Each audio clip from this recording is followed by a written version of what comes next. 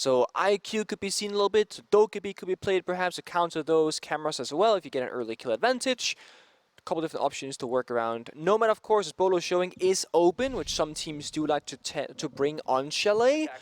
Not required, but can be a nice little addition, if you will, for that extra map control. Beast Coast got to start off yesterday's matchup against XSET on defense for Chalet, so this is a familiar position for them to be in. Their operator bans were Nook and Valkyrie yesterday, so the fact that you highlighted Valkyrie escaping the ban phase unscathed is definitely a bit of a change. But again, for Beast Coast, as you've pointed out and the desk has alluded to a couple times, you don't want to save, or you don't want to just show off all the goods when you've got a sub playing. No shade to Mark, obviously. You want to save some of those things.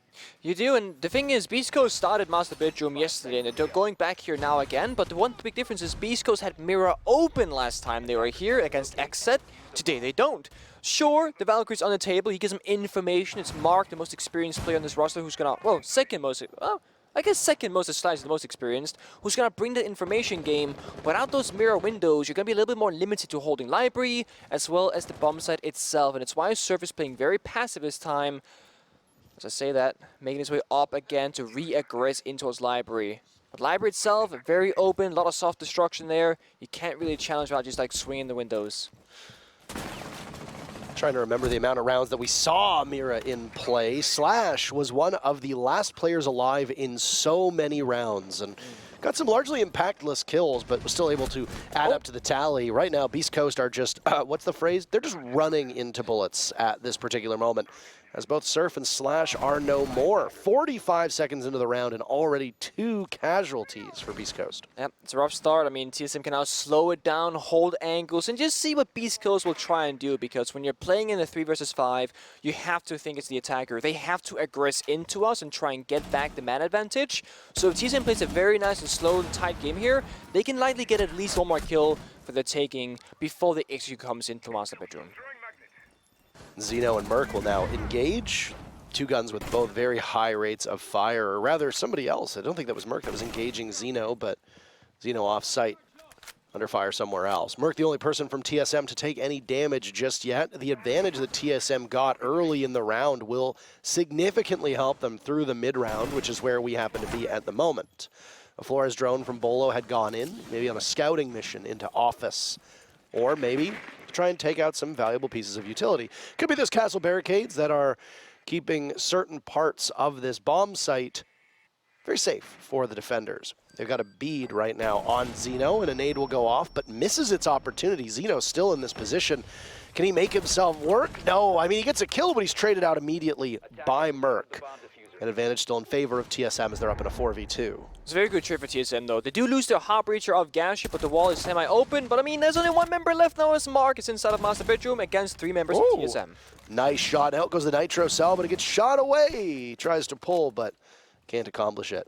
Plenty of marks, so he knows where they are, but how's his target prioritization? Castle Barricade works against Beast Coast as it allows Merc to get the diffuser down. Snake didn't have much HP left, but Bolo gets the very final kill. Almost everybody from TSM getting in on that round as they overpower Beast Coast to take round number 1. It's actually a nice try for Mark there. It looked like a very possible clutch. I mean, a few shots going a different way, or maybe TSM whiffing a few bullets of their own, and all of a sudden Mark is in a 1 versus 1 position. But close is not quite close enough. Master Bedroom is done and dusted for Beast Coast. They're going to say, you know what, let's go somewhere else. Kitchen is the second choice for them right now. And of course, Zeno is back on Frost duty as he was yesterday as well. As these bomb sites, they bring all those window jump-ins that you want to have those bear traps for. Zeno did get a kill in his very first round here on this on Playday 2. And that's hopefully going to be a nice adaptation for him, because getting a kill in your first round is always what I say is like the most preferred outcome as a new player. First kill shakes are a real thing. If you go 0-2, you get, oh my god, what if I go 0-3? What if I go 0-4? So being on the board right off the bat, even if it was a trade, or a refrag rather from TSM, that's going to take that concern out of his head at least, hopefully. That obviously gets into your head. Newer's had some struggles in his very first stage when he made a debut for OXG, starting off very strong, but then there were a couple games midway through stage 1, if I remember correctly, where he just wasn't up to his usual standards, and he even admitted it. in one of the interviews basically saying that, you know, you get into your own head, you let the pressure get to you. Even Super said the same thing in that very truthful Twitter stream that he had, or Twitter thread that he had, rather. Yeah. So it affects everybody. Well, confidence is probably one of the most important aspects of the game right now with how aggressive the meta is. Like, if you have confidence in your capabilities, taking gunfights and seeking opportunities, that's how most players, they thrive. And if you doubt yourself going into those situations, you're likely going to choke or have a bit of hesitation. And like at this level of play, even being 1 second too late or like a little bit off the mark is going to cause a massive issue for you and put you at a disadvantage. Snake on the roof again, holding down the rotations of the map while Chief does some entering, this time upstairs in library instead of the basement. It's Anthony and Surf roaming around the map, trying to both stay alive, but also cause some issues and find a couple of drones to slow down the aggression from TSM as they are storming through library in the first minute of the round. Snake has been a real standout performer for TSM over these 2 games. Obviously, we're only, this 11 rounds in for TSM at this point to their new player. Didn't really get to see what he could do at the Saudi Arabian event, as unfortunately, I think he caught COVID after his very first match or something sick, like that. Yeah. Which is like, imagine flying all that way, playing a single game, and then unfortunately falling to a, well, a global pandemic. Yeah. Pretty crazy stuff. But either way, it's proven his worth here for NAL. And on the role in particular, you expect him to be thriving. It's Gasher, the one who's been more of that support-oriented role. And I mean, you're not relying on him to do too much on the score sheet. This is what you need from him. You need the objective play. It was Merc who guided the diffuser in previously, but now it's in Gasher's hands as one of the panels into Kitchen has been opened up. Yeah, a minute to go here. The wall has been opened, and Snake is holding down the fort of top floor to deny any vertical destruction from the defenders of Beast Coast. Merc has 2 smoke grenades on the Twitch. That's going to likely be used to enable the entry point for the diffuser carrier of Gasher, because Gasher himself is sitting on those flashbangs. Mark somehow has made it inside of office, but Surf gets found out. Rolo finds his second on deletion. And down he goes. Surf and Anthony both fall very quickly, but look at Mark. He catches Bolo. Goes sight unseen. Gasher maybe could have had the trade if he was closer to the lobby, but either way, Bolo still makes some noise, accomplishes his goal, and I think all the air jabs were out as well. Merc here's the telltale sign of Xeno's weapon. Damage is done. Slash is all but finished off. Merc capitalizes off of it, leaving Mark, who was off site as the last player for Beast Coast, and he's no more. Achieved. Slaughters him. TSM up 2-0. 2-0 indeed. Opening kills really going in their favor, and Mark, well, he did a good job upstairs in getting past TSM's line of where they were holding, but only really finding that 1 kill upstairs. And then while that happened, well, TSM, they hit the side from trophy window and from the breach itself, and all of a sudden having roam presence doesn't matter because the site is no longer. 3rd round on the way. Master bedroom is next. We're gonna go back upstairs. Beast Coast really not prioritizing basement or bar in neither today's matchup or yesterday's matchup against Exit. And I do want to honor them and say trying out a different bump site priority is something that can be interesting to watch. It can maybe also play out differently as well. But the success that the lack of the success that they're finding is really proving us to be like, maybe they should consider going back to the stronger bump sites because, well, they aren't winning these rounds. Round 1 was close. It came down to a 1 versus 2, but that's Mark finding so many kills with those Valkyrie cameras. It was TSM fumbling the crossfire. Round 2, as we just saw, not quite close at all. That was Kitchen falling. And BC, they are extending out a little bit here. Shield in the piano double door, Casa Barricades in all the windows as before. But again, they can't quite hold library. Mira's not available. Assam is not available. Those 2 operators are your bread and butter for holding library, and because they're both gone, they have to sacrifice this first opening for the attacking team time and time again. And if memory serves me correctly, we did see a bit of Mira play yesterday for Beast Coast. We did. Maybe that's just me trying to remember a very different Chalet match, but either way, I mean, she's a very crucial operator, especially if you're going to hold upstairs. The bomb site in the previous round was that kitchen dining bomb site on the 1st floor, but holding bedroom above, which is its own bomb site, is integral for map control.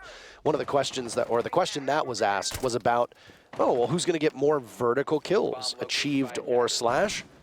If you're going to be attacking that kitchen dining bomb site, you absolutely need to hold on to the vertical presence, which is what TSM did. So Yeah. Mira obviously makes it much more challenging. Third round in a row, and TSM gets the first blood. It's Snake blowing up Slash with a grenade. Slash is not going to repeat yesterday's successes, which is survive till the end of the round. Instead, in this instance, he's going to be the first to fall. Zeno gets an answer back. Down goes Achieved. It looks like Achieved wasn't really equipped or ready for that engagement. It's a nice line of sight here. Feet holes in library wall, and then a head hole there for Zeno inside the office wall. It gives you a nice line of sight that can deny any sort of entries. And she just got caught off guard, not having the full information available there. Terror drone's doing good work. Shield is gone. Rotation to the wall to sight. This time, Gasher hopefully going to get the wall open up, but Surf finds Merc before that can happen. It's the first time all game that Beast Coast has had a lead in terms of numbers. So they need to hang on to this for dear life at the second crack at Bedroom. They've used a lot of the clock very effectively and also haven't relinquished control of this top floor. Look at the damage that just got done to Bolo from Zeno, who gets flashed out, but Bolo decides to go in and maybe cut him down to size from another part of the map. All the suppressors making it much harder to locate your target. Instead, Zeno gets aggressive on the window. He knows somebody is nearby, and instead Bolo will get droned on in by himself. Yep. Zeno with so much confidence today, looking much better than yesterday against Except, but right now with that drone spotting him out, he might be under pressure, under fire here. As Flashman comes out, Bolo gets a nice trade. It's a beautiful team play from TSM. And Zeno didn't stand a chance. Anthony's there for insurance all the way back inside a Bedroom. And while the numbers are even, the clock is working against TSM. 30 seconds for them to get the diffuser down. It's in Gasher's hands yet again. Snake posted up. TSM having some difficulties gaining control of the periphery, but Gasher's in, getting the diffuser down. Look at this yet again. If that castle barricade is still there, it is working against Beast Coast for the second time in this match. And the clock will now work against them. TSM was the one that was trying clock management. Snake, a bit of a sloppy play on the library stairs. Mark finishes him off. Surf and the Wamai of Anthony, side by side. Gasher coming back from behind. A big play from Gasher. He doesn't need to be the one to get the kills, but he does anyway, leaving Mark to die at Bolo's hands yet again. 2 rounds that TSM have gotten the diffuser down. Round number 2, they almost got it down, but they won on killing before it could be had. Beast Coast have yet to get on the board. TSM have won all 3 rounds. Yesterday in TSM's game against Mirage on the theme park, as a Gasher's decision-making is very, very impressive to watch, and once again proves that same statement. Instead of going back outside the building and playing for a passive post plant, he recognizes the position with the castle barricade. He pushes deep in towards Master Bedroom, goes to the flank around, and gets 2 kills off the bat. Because if both Bolo and Gasher played passive outside the building, it's going to be so much more difficult to hold it against Beast Coast once Snake dies and they don't have the man advantage. So once again, Gasher, great decision making. He put up some great numbers yesterday with 10 kills for his team. Right now, he just got the 2 so far in 3 rounds. He's done a great job at the supportive role that he's needed, and then when he has to step up for the fracking role, he shows up as well. Well, you got to throw everything at the wall and see what sticks. Talked about site rotation in the previous round, right before we got into it. They were sticking with what they knew. Yep. Garage shows up, that downstairs bomb site in the wine cellar component. That means Bedroom's been played twice, kitchen dining once, garage once so far. If you go to Beast Coast's first defense yesterday, they did the exact same rotation, by the way. Bedroom, kitchen, yep. Bedroom, basement. That's exactly where they are today. That means that depending on what happens here on this bomb site, Beast Coast, to round out yesterday's chalet, went to kitchen twice to finish off this first half. Looks like it might be a quick execute for TSM, as with 30 seconds to go, they've already used one of the EMPs from Thatcher, not a pocket EMP, the real deal, and have opened up the door to Snowmobile. Yep, attack a repick right now, just showing how strong it can be. TSM changed 3 members off the lineup. They got the Thatcher on the board, the Thermite instead of the Ivana, and they got the Jackal as well as the IQ. So a bit of a roam clear press with the Jackal, get some smokes as well, good gun of course. Don't really need the IQ here necessarily, because you can take a limited take onto the bomb site if you want to, but either way, Zeno looking to get active, window gets opened up. Bit of a surprise, if you will, as Achieved to use the hammer. But TSM actually going to go for the roam clear here, it looks like. They want to get a little bit of vertical control and presence from Fireplace. There's a nade that'll get lobbed on in, but it's a magnet that catches it. How many magnets are in there exactly? That's the real question. It saves Zeno from certain doom. Mark is now on the hunt. There's somebody nearby. Does he know this? Bolo is ready and prepared. Bolo making up for his performance yesterday and what has been an inconsistent set of stages for him. as he sits on 5 kills and 1 death. TSM, by the way, still perfect on opening duels, but Surf answers back. Out-dueling achieved, and then heading for the safety of the bomb site down below to put us into a 4v4 that, as I say that, goes back in favor of TSM as Xeno perishes at the hands of Merc.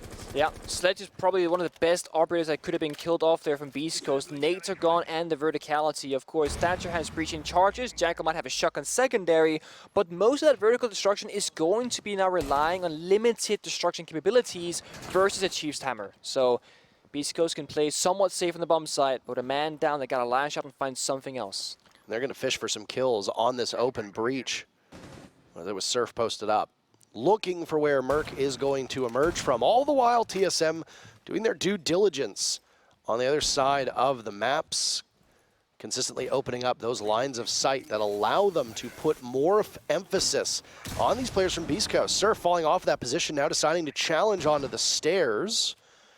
He'll get droned out very quickly and take the engagement and actually win it against Snake. Looks for a follow-up, but excellent coordination from TSM. Yet again, Merc with 2 huge kills, leaving Slash in a 1v3. This is shades of yesterday. Slash looks for a retake, but Bolo got the first kill. Bolo gets the last kill. TSM right now, no signs of slowing down, up 4-0. Yeah, and I think that's one big difference from this stage of TSM to the last stage, and even stage 1 as well. Their crosses, aka their crossfires right now, are really, really good. Whenever somebody takes one engagement, there's a second person either catching the run back or just swinging with that person with a different position. For example, one member of TSM walked in the breach, one member walked down the staircase, and a drone was there to follow as well. So 3 members being proactive on a single element of Beast Coast that was Surf on that fireplace main stairs.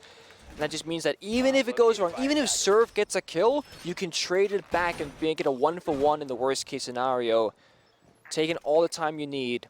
Vitality, the old school Vitality back in Europe, back years ago, used to always plant with like 5 seconds left on the clock, and most people go, that's ludicrous. Why would you not want to plant with 30 seconds left to have a bumper, or a buffer rather, for like if a mistake happens? But you can also argue that if you plant with 5 seconds left, you take in all the time you need throughout the various stages of the round to ensure you're in the perfect position once you're in that sub 5 seconds category. TSM are playing a slower paced game than what we usually see from them, but they're also taking more cautious steps along the way, and they're getting through the objectives and the maps and the steps of the round much, much safer, which, of course, they've only played 2 games, one against Mirage, second right now against Beast Coast. You can argue they are weaker opponents, new rosters, you know, Mark playing instead of Ferda, but still, playstyle-wise for TSM, it seems to suit them so far. Or the 2 bomb sites that I said that they need to go to again. Here they are, at least one of them. Yep, you did say it. Go to kitchen twice. Beast Coast just literally repeating the past. Though the difference was that Beast Coast got 2 rounds, if you recall, in rounds 3 and 4. They won bedroom, they won garage. That's what prompted XSET to take a timeout. And then XSET went perfect from that point onward. Neither team has needed to burn one of their timeouts just yet. Oh, goodness gracious, Mark. He is somebody needs to go back to aim lab, it certainly appears. He was shooting as well as Hyper was yesterday. Hyper at least Hyper memed about it on social media. Oh no, that is very bad. Merc team kills Bolo. What are you doing? What happened there? Now Xeno is down. You ever get killed so hard you become a drone? Because that's what just happened. Technically, the first kill went to TSM, and then also the second kill went to TSM, but that one was on the Beast Coast. Still perfect in their opening engagements, as the numbers are even. Called out Xeno before we actually got into this matchup, saying that we wanted a stronger performance for him. It has not materialized yet in this game. It's been a rough debut in the NAL for Xeno so far. Statistically, yes, 2-5. I will say something that I've noticed that Xeno is playing with arguably more confidence in taking those fights. He just happens to be losing them, most notably against Snake and Bodo, are finding opening kill after opening kill so far in these rounds. It's not just him though. Slash and Anthony both yet to get a kill in this round 5 of the round. They both need to get active on that scoreboard. Slash had a huge game yesterday for his team, and today having a hard time staying in it. Yeah, I don't really think anybody's really living up to Beast Coast at the moment, and with the fact that these are all losing rounds, and rounds only which of one has been particularly close, most of the kills that are coming are not being particularly helpful. Do agree. Anthony, one of the longest standing members of Beast Coast at this particular moment, and actually the longest standing member of the roster, He's positioned upstairs. He's getting hunted down. He lights up Merc, does a lot of damage in the process. Gasher finishes him off, but still the damage is done. Teams into a 3v3. Incredible to think what this landscape would have looked like if Bolo had not been team killed. Either way, 20 seconds for TSM to now get towards the bomb site. Gasher holds onto the diffuser, but not for long. Slash ensures that he relinquishes control. Now it's TSM to push from different angles. It's Snake and Achieved. The first round for Beast Coast right now looking mighty good, and everybody from Beast Coast is getting in on this one. Achieved has precious little time, and just like yesterday, Beast Coast's first round comes with one player still alive and the clock being their greatest asset. Yep, that seems to be their trend so far. And they found the first round. They can still find a second and a half, but of course it's a rough path to get there, really. Now, final bomb site. We saw Wineseller being showcased. They got changed to master bedroom last second. Let's see if they stick it.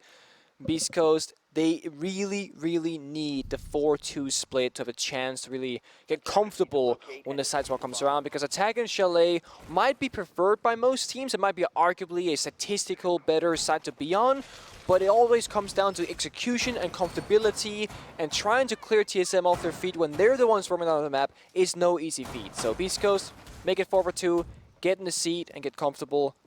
TSM, of course, going to get their 5th round on the board themselves. As you mentioned, an unfortunate team kill onto Bolo from Merc made that more difficult than it should have been from the get-go. The time was just taken down too fast. TSM did not get the control they needed nor wanted. Slash doing the castle due diligence today. Castling the doors, the windows, time and time again. Very similar setup, if not the exact same setup we see pretty much every single round coming out from Beast Coast. They're keeping things... Well, they're changing the shield a little bit, maybe one castle barricade, but overall, the main difference here is going to be Mark on the pulse, active information, no longer being on the Valkyrie. You only got one C4 to work with. That's Mark's own C4, so no duo roaming can be done in the basement, really, at least not for verticality purposes. Calm before the storm, the side swap. Only 2 minutes and 30 seconds away. Beast Coast can't follow the same pattern as before because they won Kitchen, so at least there will be some minor deviation from yesterday's plan. I try not to comment on it, by the way, as Mark engages an empty door down by Trench. But the fact that all of the outlets are from North America on maps really does trigger me. This map is supposed to be in France. God. Anyway, Gasher first to die. Hey, Beast Coast getting first blood for the first time in this matchup.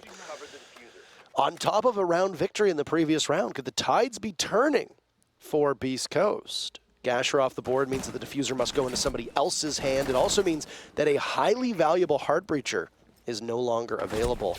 Merc swats away at Surf. No real chance there whatsoever. And Anthony, with 1 kill to his name, looks for a second down below inside a mudroom. Shaken off of his spot now at the top of Library Stairs. He's got Slash for backup, but there's a couple players from TSM very eager to put him out of his misery. There is. I mean, you still got Mark below, they're giving some information, but right now they need help from one another. Beast Coast playing very isolated right now on this map. Drone comes out, Bo looks at the prey, gets the kill with the silencer as well. Headshot onto Anthony. Good night and goodbye. Well, now the advantage goes in favor of TSM with a minute to go. It's not looking good for Beast Coast to come back onto this one.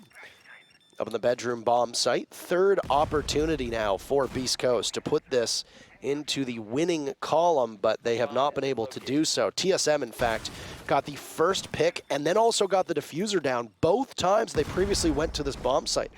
Obviously, they're not going to get that diffuser down, and they can't just waltz in the same way they did before because they have no Heart Breacher at their disposal.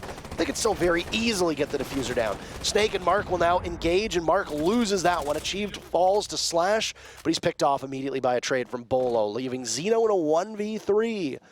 The hot new pickup. Highly touted. He'll engage. Walking up ever so slightly, and he picks up on 2 huge kills. Sloppiness from TSM, but Mark bails them out.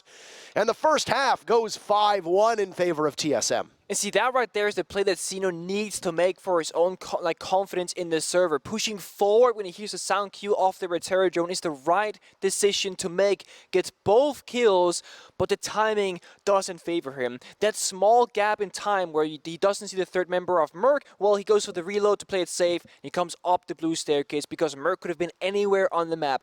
On the office balcony, could have walked in off his door, could have been outside on the windows, but no, the one place Merc was the one place that he didn't really account for because it was a guessing game. And therefore, Zeno, he fell to the ground as well. 5-1 for TSM. The question was, who will be more effective in vertical play, Slash or Achieved? Well, right now, Slash is on the Heartbreach of Ace. Achieved was on Sledge, but only got 4 kills, so Slash is 2. So, in this case, I don't even know if we have seen many vertical kills at all, actually. It's been quite a horizontal fight of Chalet. The vote is pretty lopsided, I would say, though. 8% for Slash, 92% for Achieved. To be fair, you are comparing a Sledge main, like probably the Sledge player of North America in Achieved, to Slashhawk, who doesn't really play the role, so. Good job, Achieved. You won the vote. TSM, good job. You won the vote again. Snake decides to go for an early spawn peek. You saw Xset doing the same thing against BEASTCOAST, and I don't know if that's just where we are in terms of the meta, or if that speaks to what these two teams think about BEASTCOAST's ability to fire back, and whether or not they can be knocked off their stride early on. Usually spawn peaks occur when teams are feeling particularly confident about their chances, and with the embarrassment of riches in terms of round count that TSM has, I think they have every right to feel pretty confident and want to take those engagements. Most of TSM's players have been hitting their shots. A couple of these rounds, we can say the same about BEASTCOAST, but not with the same consistency. No, absolutely, and at the same time as well, I mean, if you're slowing down the attackers, like look at this, they're still outside the library balcony, a full minute burn off the clock, and like, that many drones haven't been killed from TSM. I mean, only 3 drones have been slain so far. There we go, 3 drones have been killed, but Surf with that nice entry onto Solarium gets an easy kill and a sprinting Achieved. Freebies, really. Freebies, what you want to call it. Slash now, a kill for BEASTCOAST of his own, and it will continue to go in that way before Bolo answers back, losing some HP in the process, and then scrambling back downstairs towards Garage. The bomb site is. Only seen 3 bomb sites here so far. Bolo tears through Slash, 2 kills for Jason Doty. And a third, maybe, as Bolo breaks double digits. BEASTCOAST had the upper hand for the first minute of this round. They didn't really achieve as much with it, I think, as they wanted, and now TSM is on even footing yet again. That they are, but so much time to work with here for BEASTCOAST. They can do some vertical destruction, they can start droning out the interior of the bomb site. They can take it quite slow here. The only issue is there is still one member of TSM roaming up above. It's Snake, so he could go for a lethal flank later on. Vertical destruction is occurring as a light, and Gasher is in trouble. I understand that we're using suppressors, but that book suppressor on the end of the TCSG is always something funny to see. Snake out duels Mark, immediately heads back towards the bomb site. Zeno on a split push of his own through blue. Anthony with a single kill still to his name. He's in the midst of the bomb site and could go for the plant, but does he have the coverage that he needs? Zeno will decide to push up towards wine. A little bit too late. Snake finds his second kill to match Bolo's 2. Will it be a full house? An epic standoff for the ages. 30 seconds. Zeno decides to go elsewhere, and Gasher gets in on the action. That's match point for TSM. 6-1. That it is. I mean, BEASTCOAST, probably one of their best rounds in the first minute right there, getting 2 kills and a man advantage, but then the discipline kind of stops at that point. Slash overextended walk down the 5 stairs all the way to the bomb side, and then kind of sprinted back up the stairs, back turned towards his opponents, got shot in the back, injured, and killed, and then things kind of fell off from there. Took an extra second, do some vertical destruction, then hit the site, or just say, okay, we know Snake is roaming, let's overpower the bomb site, everybody pushes with each other, play for the trades, maybe you can overpower TSM, then get bomb site control, and then you can win the round. You can't really play in the in-between decision making. Either you're committing, or you're not committing, and you're doing the step-by-step rather. In that case, TSM came out victorious, Gasher now pulling out the poles of his own. Mark the Shark tried that on their defensive round, which didn't really get them a whole lot of value, but the information is always nice to have. I think people would also argue that it's not really worth attacker repicking IQ against just a poles, but it might be worth attacker repicking IQ into a Valkyrie, for example. There's going to be 3 cameras across the map that you need to find. Pulse's heartbeat scanner, much more limited range of 9 meters, I believe, which is not as damaging towards your team. Down to kitchen we go. If this ends here, we will have only seen 3 of those bomb sites. Again, bar not really showing up. A bit interesting given the fact that it traditionally had a very high pick rate, but as you and I discussed yesterday, and we will now talk about again in case you did not tune into yesterday's matches, there are cycles for maps where sometimes you will start on a bomb site and it will be incredibly strong, but then teams figure it out and then they think, okay, well, we'll go somewhere else, keep them on their toes. As long as the bomb site is not just at its foundation very poor for the defense, then it might make more sense to come up with strats, go to a bomb site that you don't typically see, and then move on from there. Easy first kill from Gasher. Anthony stops in his tracks, and it's been a very poor game for Anthony so far. And if this is the end, well, I'm sure it's one he won't be particularly happy with. He'll have till next week to find his footing here in the NAL. 5v4 for TSM with 2 minutes to go. Yeah, that's the smokes and Jack will scan off the board. One thing to note here is that there's no ADS clear for Beast Coast. There's claymores and breaching charges on the field here. No flashbangs, so the Xeno grenades, the 2 grenades that they have, are likely not gonna hit their marks because both Jaeger and Womai are on the board for TSM. So gunfights, they gotta strike true. Xeno finds achieved. That's 1 to go. Xeno's really starting to warm up after that first couple rounds of misery that it seemed like he was undergoing for himself and putting in a much better performance than we saw out of him yesterday too. Xeno gets dropped from Gasher, long range sight, and the Pulse in the middle of the bomb site really putting in work. Both kills for TSM so far in the hands of the support player of Gasher, who on Pulse nestled right next to that bomb chassis, playing quite supportive. He loses Merc not too far off to Surf. Can we see another from Gasher as he toys around the bomb chassis? He's got a long range of sight. It's possible. Mark falls to Snake. TSM regains the advantage, but Snake punished by Slash at the main door. Surf makes his presence known over by West Main. Still in that position. He's got to be aware of the vertical play. Both teams sitting into a 2v2. Clock in a position where either team are still capable of pulling this off. Yep. Bolo's up above, so Gash is alone on side. Has to play it smart here. If he falls too early, Bolo cannot find any value. Oh, there he goes. Bolo in the 1v2. And he sees one, immediately pivots, takes the head off of Slash. Where is the last player going to come from? He sees but for a second. Bolo needs to waste these final 30 seconds, just a couple moments. Diffuser being planted. Surf's actually going to stick this one. Bolo will rush down through Trophy, and the Ash pops back up. He gets spotted by a drone and will engage. Who comes out ahead? Surf from Beast Coast. Bolo from TSM. Match on the line. Ice in his veins, and he redeems what